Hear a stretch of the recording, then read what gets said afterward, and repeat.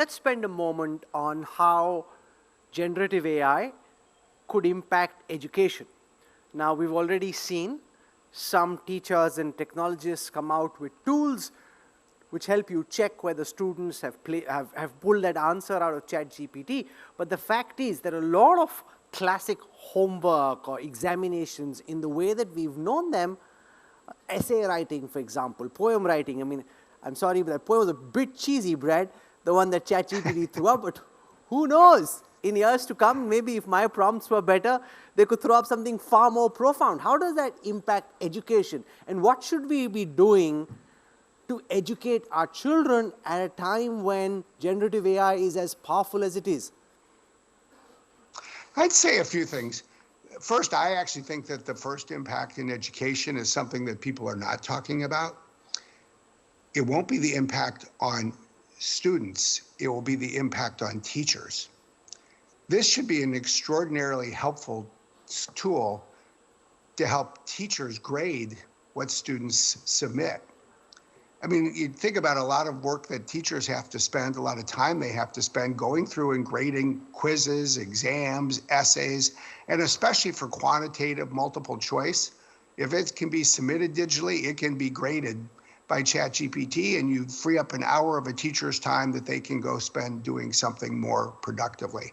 Now, that's just one slice.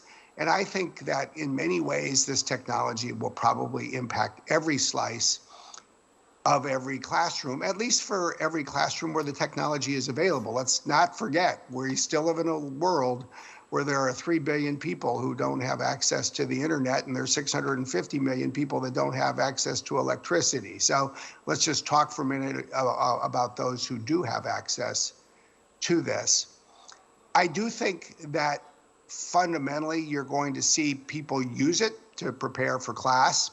I think you're going to see people, frankly, start to iterate in different ways. You may see the nature of assignments change.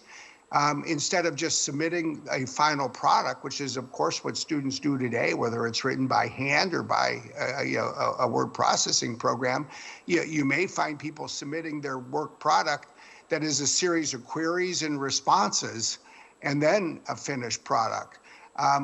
Ultimately, I think the best work is going to be work that takes what is generated with this and then edited with human creativity. If there's one limitation to everything that we've seen about generative AI so far, we haven't yet seen it in a single instance create an idea that no human had already created and put up on the internet. And so let's not forget, the biggest advances in knowledge come from insights that no one has yet derived.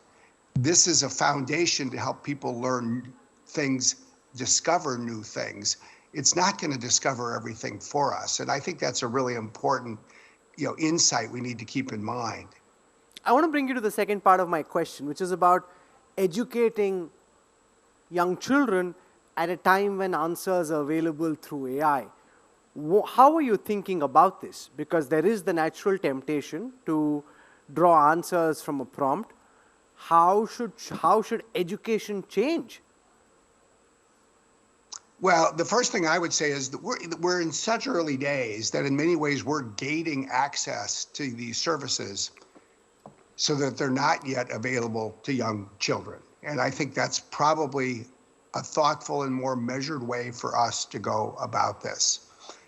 I think we have to continue to hone this from both a reliability perspective and a safety perspective before we let everyone of every age start to use this in whatever way they want. So I think that's a baseline principle that's important here. Second, I do think that this is an extraordinary tool for discovering what's going on in the world, the ability to ask questions and get answers. And from a search perspective, as we've done in our search service, Bing, with links and footnotes, so that we really encourage people not to just take the answers at face value, but use this as a jumping off point to go learn and discover more. And I guess that's the paradigm I would offer the most. Provide faster access to answers, but don't take this for granted and stop thinking. Use it to think more, not less.